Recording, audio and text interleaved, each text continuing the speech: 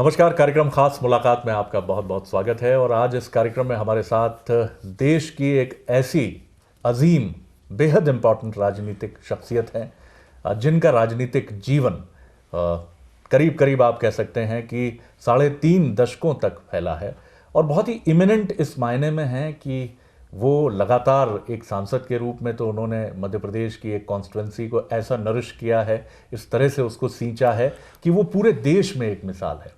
केंद्रीय मंत्री के रूप में मैं उनकी भूमिका की बात करूं तो ज़बरदस्त उन्होंने काम किया है। और देश में अगर देश की आर्थिक नीतियों की मैं बात करूं और देश को औद्योगिक परिदृश्य के जरिए पूरी दुनिया में उभारने की मैं बात करूं तो उन्होंने बहुत अहम रोल प्ले किया है। लेकिन वो शायद इतने शाई हैं या इंट्रोवर्ट हैं इस मामले में कि वो अपनी चीज़ों को सामने रखने से परहेज़ करते हैं। उनकी एक किताब भी है जो सामने आई 2007 में, जिसकी बड़ी चर्चा भी हुई, लेकिन वो उन सारी चीज़ों पर बहुत खुलकर मीडिया में बात करना पसंद नहीं करते हैं। और मैं बात कर रहा हूं, आप समझ रहे हों, मध्य प्रदेश के सांसद पूर्व केंद्रीय मंत्री कमलनाथ जी आज हमारे साथ हैं। बहुत बहुत स्वागत करता हूं कमलनाथ जी आपका। सबसे पहले अगर मैं बात करूं तो आपकी जो भूमिका है एक अर्थशास्त्री की, आज एनडीए लेड बीजेपी की जो सरकार है वो बात कर रही है दुनिया में हम विश्व गुरु बनेंगे, आगे बढ़ेंगे। लेकिन मुझे याद आती है कि इंडिया सेंचुरी 2007 कमलनाथ साहब की किताब, और उस किताब के ज़रिए आपने जो सारी चीज़ें कही थी, मुझे लगता है कि काफ़ी रिफ्लेक्शन मुझे मौजूदा सरकार की नीतियों में दिख रहा है। क्या कहेंगे आप? ये एनडीए की नीतियां अभी कौन सी उभर के आई हैं? ये चर्चा में हैं, घोषणाओं में हैं। और आज अगर हम देखें, आज हमारे जितने भी सेक्टर हैं, हमारा कंस्ट्रक्शन सेक्टर होए, हमारा सीमेंट सेक्टर होए, स्टील सेक्टर होए, रियल एस्टेट सेक्टर होए, ये सब की हालत देखें। और आज जो चर्चा करते हैं एनडीए की गवर्नमेंट कि देश आगे बढ़ रहा है, आज ग्रामीण क्षेत्र में देखें, मक्का का भाव क्या है, कपास का भाव क्या है, बोनस कहाँ गई, हमारी रोज़गार योजना ठप पड़ी है, सड़क योजना ठप पड़ी है। तो जो क्रय शक्ति, जिस क्रय शक्ति से जो एक प्रतीक है ग्रोथ का, ये क्रय शक्ति घटी है। आज बाज़ारों में, आज छिंदवाड़ा का बाज़ार लीजिए, छिंदवाड़ा के बाज़ार में रोशनी थी, रौनक था। और अब जब मैं छिंदवाड़ा के बाज़ार में जाता हूँ, मैं साफ देखता हूँ कि वो रोशनी और रौनक नहीं रही, व्यापार डाउन है। तो ये जो एनडीए की कलाकारी की राजनीति है, घोषणाओं की राजनीति है, ये राजनीति आसान है, पर इस राजनीति से मैं नहीं मानता कि प्रदेश या देश की अर्थव्यवस्था में सुधार आएगा। जी, आपको कहाँ लग रहा है, कहाँ कमी दिख रही है आप? क्योंकि आप, मुझे याद आता है कि आपने वर्ल्ड इकोनॉमिक फोरम और ऐसे मंच पर बहुत बेहतर तरीके से भारत की इकॉनमी को आपने आगे रखा है। आपको कहाँ लगता है कहाँ गलती, अगर गलती हो रही है तो कहाँ हो रही है? सबसे पहले एक क्रेडिबिलिटी की बात है, एक विश्वास की बात है। और लोग कहें कि लोगों को मोदी जी पर बहुत बड़ा विश्वास हो गया, मैं ये नहीं मानता। ये एक मीडिया के इवेंट मैनेजमेंट का खेल था और इवेंट मैनेजमेंट का खेल है। इसमें विश्वास के लिए बहुत सारी चीज़ों की आवश्यकता होती है। एक तो नीति, और लोग नियत पहचान जाते हैं। तो नीति और नियत पहचान में नहीं आ रही, लोगों को डाउट है। तो जो कहते हैं फॉरेन इन्वेस्टमेंट आएगा, विदेश से निवेश आएगा, ये सब मैं नहीं मानता कि ये अभी इसकी कोई गति बढ़ी है। जहाँ तक लक्ष्य होना चाहिए कि सबसे पहले कि लोगों की खरीदने की ताकत बढ़े। अगर एक परिवार में एक बच्चे को रोज़गार मिलता है, उस परिवार की खरीदने की ताकत बढ़ती है। आज जो भी आउटले था, जो भी केंद्र सरकार का आउटले था हमारे ग्रामीण क्षेत्र में, वो रोज़गार योजना का हुआ, कितनों को इससे फ़ायदा हुआ। सड़क योजना से लोगों को मजदूरी मिली, तो ये आउटले से क्रय शक्ति बढ़ती थी, तो बाज़ार में व्यापार चलता था।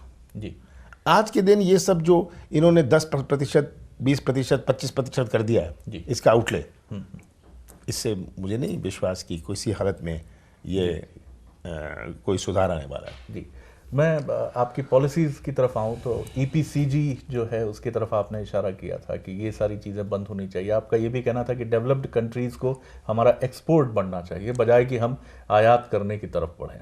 आपको लग रहा है कि क्या इन चीज़ों की तरफ अभी तवज्जो दी जा रही है या ये चीज़ अब बिल्कुल रुक सी गई है? घोषणाएं करी जा रही हैं, पर घोषणाओं के बाद इसके क्रियान्वयन के लिए देखिए, गवर्नमेंट बदली पर गवर्नेंस नहीं बदली। गवर्नेंस जब तक नहीं बदलती तब तक कोई सुधार नहीं आ सकता। और आज हम बात करें कि हमारा निर्यात बढ़ना चाहिए, निर्यात बढ़ना चाहिए, पर ये बढ़ेगा कैसे? जब तक हम कम्पिटिटिव ना हों। हमें आयात रोकना। आयात तो लोग आवश्यकता के आधार पर होता है, आयात कोई शौकिया चीज़ नहीं है। जी जी जी। तो सबसे पहले तो एनडीए गवर्नमेंट को तो एक अच्छे सितारे रहे उनके कि तेल का भाव घट गया।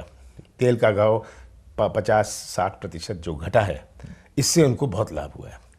और यही लाभ है, अगर तेल का भाव नहीं घटा होता तो आज एनडीए सरकार की बुरी हालत होने वाली थी। कि आप मानते हैं कि बेहतर सितारे हैं जो मोदी साहब कहते भी हैं कि वो अच्छे दिन नहीं है, किस्मत है और कौन बदनसीब है। अच्छे दिन नहीं है, अच्छे सितारे हैं। अच्छे सितारे हैं मोदी साहब के। जी जी। और आपको क्या लगता है, अगर हम बात करें दिल्ली की, मैं तरफ आता हूँ, दिल्ली में कांग्रेस की तो खैर मैं बात नहीं करता क्योंकि कांग्रेस का नतीजा लोगों को मालूम था। बीजेपी की जो पराजय हुई और अरविंद केजरीवाल का राजनीति में उदय हुआ, आप एक ऐसे कांग्रेस के लीडर हैं जिन्होंने एक पूरा युग देखा है। आप कांग्रेस के डिबेकल को भी किस तरह से देखते हैं और उसमें बीजेपी का भी जो एक ऐतिहासिक पराभव है उसको किस तरह से देखते हैं? देखिए, जहाँ तक कांग्रेस का प्रश्न है कि 15 साल कांग्रेस की सरकार रही, दिल्ली का चेहरा बदला। जो मेट्रो आई, जो नई सड़कें बनी, दिल्ली में बहुत सुधार हुआ। पर जो एक प्रचार से एक चीज़ लोगों ने चर्चा में आई और लोगों ने स्वीकार करी कि ये भ्रष्टाचार इसमें बहुत हुआ, ये हुआ, वो हुआ, तो 15 साल बाद लोग परिवर्तन चाहते थे। एक परिवर्तन की लहर थी। ये तो 1 साल पहले की बात है। और उसके बाद जब लोगों ने देखा कि कांग्रेस का कोई चांस नहीं है, तब उनके पास 2 उपाय थे, या तो आम आदमी पार्टी को दो या बीजेपी को दो। अब बीजेपी का ग्राफ कितना गिरा लोकसभा चुनाव से के बाद कि उन्होंने कहा बीजेपी को नहीं देंगे। जिन्होंने लगभग जहाँ बीजेपी थोप हारी है वहाँ थोप जीती थी लोकसभा चुनाव में। और केंद्र में तो सबसे पहले प्रधानमंत्री को देखते हैं। मोदी जी ने सब जगह अपने पोस्टर लगाए, अपने बैनर लगाए, कहा कि आओ साथ मिलकर विकास करें। लोगों ने मोदी जी की बात नहीं मानी कि ये विश्वास अब लोगों को, ये विश्वास अब घट रहा है। और उन्होंने कहा अब नई चीज़ ट्राई करें। नई चीज़ आम आदमी पार्टी। केजरीवाल ने, जो झुग्गी झोपड़ी वाले हैं, जो बस्तियों में हैं, जो लो इनकम ग्रुप कॉलोनीज में हैं, उन्होंने कहा मैं सबको रेगुलाइज कर दूंगा, मैं बिजली 50% कर दूंगा, मैं पानी मुफ्त में दूंगा। सबको मुफ्त की चीज़ पसंद आती है। उन्होंने कहा चलो ये भी ट्राई कर लें, अब इस करें जी। और मुझे लगता है कि अरविंद केजरीवाल के ऊपर बहुत बड़ी जिम्मेदारी है, करके दिखाना। तो आपको क्या लगता है, क्या वो जो क्रिकेट में हम कहते हैं कि वनडे वंडर तो नहीं साबित होगा इस बार भी? देखिए, वनडे वंडर नहीं, ये तो अब ध्यान मोड़ेंगे जनता का। ध्यान मोड़ेंगे कि केंद्र हमारी मदद नहीं कर रही जी। ये केंद्र से झगड़ा करेंगे कि हमें पुलिस दे दो, हमें डीडीए दे दो, स्वायत्तता मिल जाए, हाँ ये मिल जाए, वो मिल जाए, दिल्ली राज्य पूरा मिले। वॉशिंगटन तक, यूनाइटेड स्टेट्स में वॉशिंगटन राज्य नहीं है जी। वो कहते हैं Washington DC, DC district of Columbia ji. तो वॉशिंगटन में भी कोई स्वतंत्र नहीं है, स्टेट नहीं है। तो ये कहीं कोई बहानेबाजी चलने वाली, ये सब चलने वाली है। और तब इसमें जनता का ध्यान कि केंद्र मदद नहीं कर रही, केंद्र से धोखा हो रहा है, ये सब चक्कर चलेगा। अंत में जनता पिसेगी। कांग्रेस की तरफ अगर मैं आऊँ तो एक थ्योरी ये चल रही है कि सीनियर जो लीडर्स हैं और जो नई जनरेशन है, कहीं कॉन्फ्लिक्ट जैसी एक बात है। जनार्दन द्विवेदी कुछ कहते हैं, अजय माकन साहब कुछ कहते हैं। जनार्दन द्विवेदी नाराज़ भी होते हैं कि उनकी बात का इंटरप्रिटेशन गलत है। आनंद शर्मा साहब कुछ करते हैं, इनविटेशंस नहीं भेजते हैं सीनियर लीडर्स को, आप भी उससे अनॉयड होते हैं, आप भी नाराज़ होते हैं। कई चीफ मिनिस्टर्स को कांग्रेस रूल नहीं भेजा जाता। इसको आप किस तरह देखते हैं? इसमें कहीं कुछ बदमाशी, मिसचीव हो रहा है, कहीं कुछ? ये बिल्कुल मिसचीफ हो रहा है। ये कि मुझे इनविटेशन नहीं भेजा, मुझे तो भेजा था, मैं दिल्ली में नहीं था, सीधी बात तो ये है। जी, पर ये बन गई बात कि मुझे भेजा ही जी। नहीं, ये बात गलत है। जी। और सबकी आज के दिन अलग अलग राय होती है। राजनीति में बहुत परिवर्तन आ रहा है और हर पार्टी को ये परिवर्तन से अपने आप को जोड़ना पड़ेगा। जी। तो आज स्वतंत्र आवाज़ें उठेगी, इसमें कोई खराबी नहीं है। ये विरोध की भाषा नहीं है, ये अपनी राय, सबकी अलग अलग राय होती है और ये अच्छा है कि राजनीतिक दलों में अलग अलग राय हुए। हम देखते हैं पंडित जवाहरलाल नेहरू जी और सुभाष चंद्र बोस, कितनी उनकी सरदार पटेल, इनकी सब अलग अलग राय थी और सब अपनी राय व्यक्त करते थे। ये तो नहीं था कि कोई इसमें अनुशासनहीनता है। तो आप इसको बहुत स्वाभाविक प्रोसेस के रूप में देखते हैं? मैं देखता हूँ बहुत स्वाभाविक, और ये ऐसा होना चाहिए, सब अपनी बात कहें। जी। अब सबकी निगाहें कमला जी मार्च की तरफ हैं, जहां माना जा रहा है कि Rahul Gandhi will be the new national president of the Congress. क्या आप मानते हैं कि ये एक बहुत ऐतिहासिक घड़ी होगी पार्टी के लिए? आज के दिन सोनिया जी सोचते हैं कि राहुल जी कर रही हैं, राहुल जी सोचते हैं सोनिया जी कर रही हैं, तो एक दफ़ा लोगों की भी इच्छा है कि राहुल जी कमांड संभाल लें जी, तब उनके बारे में चर्चा करें, क्योंकि वो भी स्वतंत्र नहीं है आज के दिन। जी। जब वो एक दफ़ा स्वतंत्र हो जाए कांग्रेस अध्यक्ष का पद संभालते हुए, तब उनके बारे में राय हो सकती है। पर उसके पहले जब वो स्वतंत्र नहीं है, जब वह कुछ बहुत सारी चीज़ें जो उनकी इच्छा करने की वो कर नहीं पा रहे, तो उन पर उनको कहना कि ये ऐसा नहीं हुआ या वैसा नहीं हुआ या ऐसा गलत हो रहा है या ऐसा सही हो रहा है, ये इसमें मैं कोई ज़्यादा वजन नहीं देना चाहता। आपने दिवंगत सीनियर लीडर संजय गांधी जी के बहुत साथ आपने उनको देखा है। मैं एक कांग्रेस लीडर सीनियर मध्य प्रदेश के नाम नहीं लेना चाहूँगा, उन्होंने कहा कि वो संजय गांधी का एक दूसरा एडिशन है, जिद है उनकी। संजय गांधी वोसिफरस थे, वोकल थे, लेकिन राहुल गांधी डिसीजन मेकिंग में, जिद में संजय गांधी जैसे हैं। आप क्या कहेंगे? बिल्कुल सही। उनमें एक इच्छा है और एक मजबूत इच्छा है, तो ये जिद नहीं है। ये वो जो चाहते हैं, जो वो सोचते हैं कि अंत में यही होना चाहिए, वो अध्यक्ष बने, जिम्मेदारी आपकी आज के दिन करें, वो जिम्मेदारी सोनिया जी की। तो राहुल जी को कमांड सौंपना बहुत जरूरी है। जी, आप ये मानते हैं कि ये एक बहुत टर्न अराउंड, जो जिसको हम कहते हैं कि एक सी चेंज के लिए ये बहुत इंपॉर्टेंट मूवमेंट होगा, जो मार्च में अधिवेशन दिल्ली में होगा और राहुल गांधी साहब के पास? हाँ, अगले अधिवेशन में मार्च में हो या अप्रैल में होए जी, हमारी मांग तो, हमारी पुकार तो रहेगी कि आप राहुल जी को बना दें। जी जी। कमलनाथ साहब की तरफ मैं लौटूं तो नकुलनाथ जी राजनीति में पदार्पण माना जाता है कि स्वाभाविक रूप से होगा। एक बहुत मजबूत लिगेसी है आपकी छिंदवाड़ा। क्या मैं ये मानूं कि कमलनाथ साहब बहुत बहुत संवेदनशीलता के साथ, वल्नरेबिलिटी के साथ एक मशाल, एक बैटन अब आगे थमाने की तरफ बढ़ेंगे? मैं थमा नहीं रहा, ये मैंने अपने बेटे पर छोड़ दिया है कि जो उसकी इच्छा है। जी। कि बहुतों को होता है, दिलचस्पी राजनीति में होती नहीं, क्योंकि आज राजनीति बहुत लोगों को पसंद नहीं है। जी। ये बात भी सही है। जी। राजनीति लोग मानते हैं, बहुत सारी पब्लिक, लगभग 90% पब्लिक आज के दिन राजनीति से घृणा करती है। ये बात है, क्योंकि कहते हैं राजनीति में ये एक प्रकार से तो गिरावट आई है, इसमें भी कोई शक नहीं और मुझे कोई संकोच कहने में नहीं।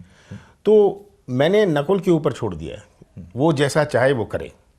अगर उसकी इच्छा होए मैं पूरी मदद करूंगा, और वो कहे मैं नहीं करना चाहता, मैं उसमें खुश हूँ, पर थोप देना मैं इसमें नहीं चाहता। लेकिन आपने खून पसीने से सींचा है कमला साहब, इसमें कोई शक नहीं है कि ये देश की आइडियल कॉन्स्टिट्यूंसी में है। और ये भी एक बड़ा अजीब संयोग है कि 100 किलोमीटर दूर नागपुर है, जहां आरएसएस का मुख्यालय है, लेकिन यहाँ पर कमलनाथ का ही परचम फहराता रहा है। क्या आप कहीं इसको लेकर कुछ एप्रीहेंशन होता है कि जिस तरह से आपने सींचा है, क्या अगला व्यक्ति, वो चाहे नकुलनाथ हो या कोई और, क्या ऐसे सींचेगा? मैं तो यही उम्मीद रखूंगा और मेरा हमेशा मार्गदर्शन रहेगा जब तक मैं हूं जी, कि वह सबसे पहला कर्तव्य अपने क्षेत्र के प्रति होता है। मुझे याद है जब मैं 35 साल पहले पहली दफ़ा चुना गया था, छिंदवाड़ा में सड़कों की बात, पानी की बात, रेल की बात कुछ नहीं थी जी। और ये मैंने इसको एक मिशन के रूप में लिया। मिशन के रूप में हमारे गांव में 2000 गांव हैं छिंदवाड़ा में, 2000 गांव हैं। मुझे याद है कि हम धक्के खाते थे, जीप में जाते थे, आखिरी 2-3 किलोमीटर हमें पैदल जाना पड़ता था, सड़कें नहीं होती थी। तो आज ये जो परिवर्तन हुआ है छिंदवाड़ा में, ये मैंने एक मिशन के रूप में लिया था। मेरे लिए एक मिशन था, केवल वोट की बात नहीं थी। और छिंदवाड़ा के लोगों ने मुझे जो प्यार दिया, मैं वोट से नहीं जीतता, मैं छिंदवाड़ा के लोगों के प्यार से जीतता हूँ। बिल्कुल। और ये मेरा लक्ष्य रहा है कि बाकी सांसद देश में 540 सांसद जो हैं वोट से जीत के आते हैं, मैं प्यार से जीत के आता हूँ। बिल्कुल, ये इसमें कोई शक नहीं है कि यहाँ जो हमने देखा है, जो प्यार है लोगों का। मैं आपको फिर एक बार राष्ट्रीय राजनीति की तरफ ले जाता हूँ। छिंदवाड़ा में सब कुछ कोशिश करती है बीजेपी, लेकिन उसको कभी उस तरह से सफलता नहीं मिलती है।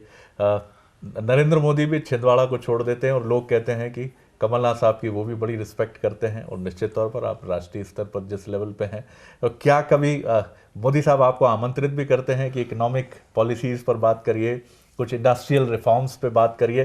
क्योंकि मैं आपको बेहिचक कह सकता हूं कि एक इंडस्ट्रियल रिफॉर्मिस्ट कैरेक्टर आप हैं।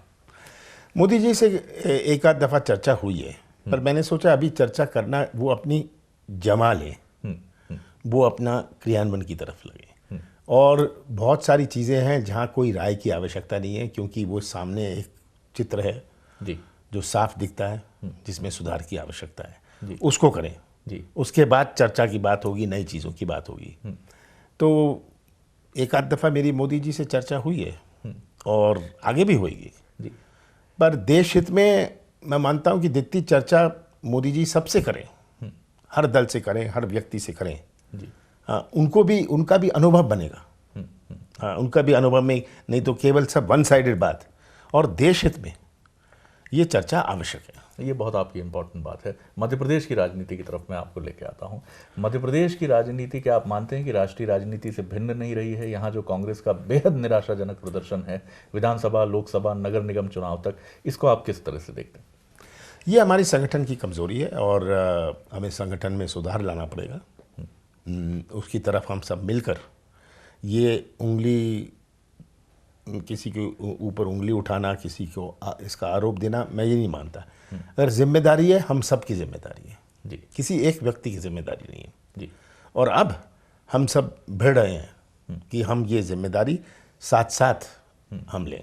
तो मतलब हम कह सकते हैं कि आप, दिग्विजय सिंह जी, ज्योतिरादित्य जी, सुरेश पचौरी, हम साथ साथ हैं। हम साथ साथ हैं, बिल्कुल जी। अरुण यादव, सब जी, साथ और साथ सब हैं। एक मंच पर बैठेंगे जैसे अभी आप बैठे। बिल्कुल जी। व्यापम के मुद्दे पर एक बड़ी एग्रेसिव एक स्ट्रैटेजी हमने आपकी देखी, क्या कहेंगे? देखिए, व्यापम केवल एक घोटाला नहीं है, ये किसी उद्योग या व्यापार का घोटाला नहीं है। व्यापम हमारे मध्य प्रदेश के नौजवानों के भविष्य के साथ जो खिलवाड़ हुआ है, ये जो धोखा हुआ है, ये सबसे बड़ा घोटाला है। हमारे प्रदेश के नौजवानों के परिवार के साथ, जिन्होंने अपने बच्चों को पाला पोसा, पढ़ाया, उनके साथ एक बहुत बड़ा धोखा है। और मेरा इसमें एक ही लक्ष्य है कि सच्चाई सामने आए। मैं तो मानता हूं कि जिनके साथ ये धोखा हुआ है, उनको शांति तभी होगी जब इसकी सच्चाई सामने आए। जो भी सच्चाई हो, जो ये मैं नहीं कह रहा कि इसको दोष दो, उसको दोष दो, पर सच्चाई सामने आनी चाहिए। और जो दबाने का प्रयास किया गया, ये इसका मैं विरोध करता हूं। तो आप मानते हैं कि ट्रुथ प्रिवेल, सच्चाई सामने आए, और वो आएगी। देखिए, जी, जी, मुझे कोई शक नहीं कि जिस प्रकार के सबूत आ रहे हैं, जिस प्रकार के सबूत हमें दिए जा रहे हैं, ये आवश्यक सच्चाई सामने आएगी। जी, ये आप मानते हैं। कंक्लूड करते हुए मैं आना चाहता हूँ, कहा जाता है भारतीय राजनीति में धर्म की बड़ी महत्ता है, धर्म से कोई अलग नहीं है, कमलनाथ जी भी अलग नहीं। और मुझे याद आता है कि मुझे घटना भी पता चलती है कि आप एक बार निकल रहे थे सिमरिया से, वहाँ एक बड़ा नैरो स्केप हुआ एक एक्सीडेंट का, और आप कुछ धार्मिक आस्था से ईश्वर के प्रति, हम सब भरते हैं, आप भी भरे, और आपने प्रण किया कि इस जगह जहाँ ईश्वर ने कृपा की है मुझ पर, यहाँ मैं इसको एक ऐसे स्थल के रूप में विनम्रता से मैं कोशिश करूँगा। तो क्या हम माने कि सिमरिया में जो आप एक बड़ा एक धर्म स्थल के रूप में उसका विकास कर रहे हैं, जो मुझे लगता है कि देश में भी शायद चर्चा का विषय हो सकता है, क्योंकि आपकी रुचि का विषय है, इस पर आप क्या कहेंगे? भारत भावना, भक्ति और आस्था का देश है और मैंने अपना पूरा जीवन समर्पित किया देश की सेवा के लिए। अपनी अंतरात्मा की आवाज़ पर मंदिर की स्थापना करने का मैंने संकल्प लिया था जी। और अब भगवान की असीम कृपा से यह मंदिर मैं सनातन धर्म को समर्पित कर रहा हूँ। जी जी। ये बात सही है, सिमरिया में एक दफ़ा बहुत बड़ा एक्सीडेंट होते होते मैं बचा जी। तो जब मैंने ये संकल्प लिया कि ये मैं मंदिर बनाऊंगा, मैंने सोचा कहाँ बनाया जाए। तो ईश्वर की कृपा से मुझे कुछ नहीं हुआ उस एक्सीडेंट में। जी। तो मैंने कहा यहाँ ईश्वर की कृपा थी और यहीं वो चाहते होंगे कि यहाँ मंदिर बने, तो मैंने वो स्थान चुना।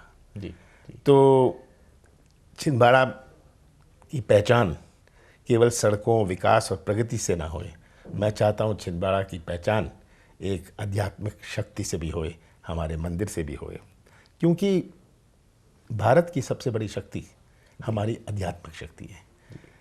हमारी मिलिट्री शक्ति नहीं है, आर्थिक शक्ति नहीं है। और जब पूरा विश्व देखता है भारत की ओर, वो भारत को एक सबसे बड़ा आध्यात्मिक शक्ति मानते हैं और इसीलिए भारत का सम्मान करते हैं। जी, बहुत आपने इम्पोर्टेंट बात कही। मैं आखिरी सवाल मैं माफ़ कीजिए रोक नहीं पा रहा हूँ अपने को, क्योंकि कांग्रेस में अभी एक रिपल्स ये भी है कि वो धर्म से जिस तरह का उसका रिश्ता उसने जोड़ा है राजनीतिक तौर पर, वो उसको बहुत नुकसान पहुंचाता रहा है। तो क्या आपको लगता है एक सीनियर कांग्रेस लीडर के नाते, क्योंकि आप जितना कांग्रेस को समझते हैं ऐसे चुनिंदा नेता हैं इस समय पार्टी में, कि धर्म को लेकर कांग्रेस का जो नज़रिया है, मैं नहीं कहता कि उसको बीजेपी की लाइन फॉलो करनी चाहिए, लेकिन जो उसका अब तक का नज़रिया है उसमें कुछ रद्दोबदल की ज़रूरत है?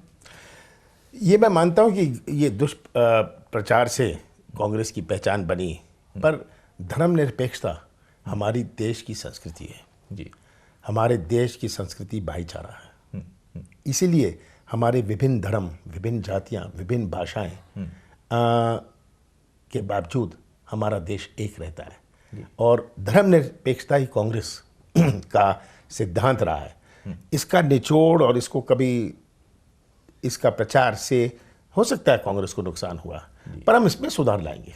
इसमें सुधार लाएंगे, ये बहुत इंपॉर्टेंट आपकी बॉटम लाइन है। मैं बहुत धन्यवाद करता हूं कमल लाल जी और आपको बहुत शुभकामनाएं देता हूं कि जिस तरह से आप आगे बढ़ रहे हैं, देश को आपकी ज़रूरत है, देश को आपकी नीतियों की ज़रूरत है, जिसको आपने बिल्कुल नरिश किया है, आपने अपना पूरा जीवन दिया है। मैं बहुत शुभकामनाएं देता हूं।